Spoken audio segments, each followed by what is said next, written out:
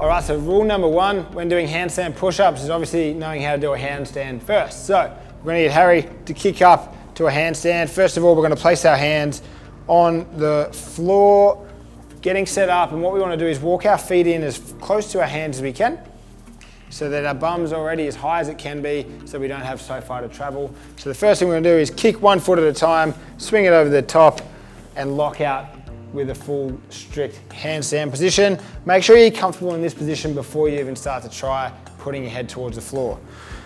With our hands, we're gonna make a tripod, so a hand and our head will be slightly in front of our hands.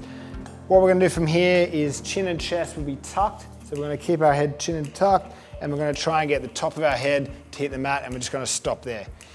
We're gonna let our hips travel towards the wall just a little bit so we're nice and straight, so we've got a straight line from our shoulders to our toes, and essentially tucking our elbows in like we did with our strict press.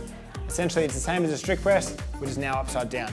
So from here we're just gonna press the floor away, and then fully extend so that our head comes to our shoulders, and we've got a straight line from our wrist to our feet.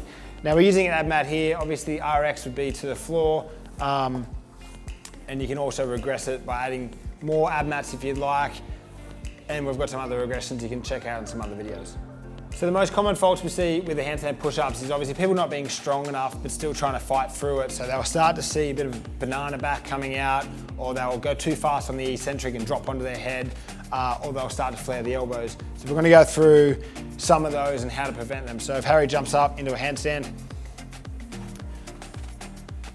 the main thing we want to do is ensure safety throughout the movement. So we want to be able to control the eccentric load, so nice and slow on the way down, and really trying to build that time under tension through the soft tissue. So first thing, getting down there nice and strong, and if we're not strong enough to kick back up, we can just come down, reset the handstand and kick back up again. The other thing would be bananaing our back and trying to touch our head on the mat and get straight back up, when we really want to try and get used to pushing from the bottom up so we build more strength. So let's kick up, show them a bad banana rep. So bending through the back or coming off the wall. Ideally we want to get strong, get tight, take a big breath, breathe through the midline, and then if we have the strength, press back out.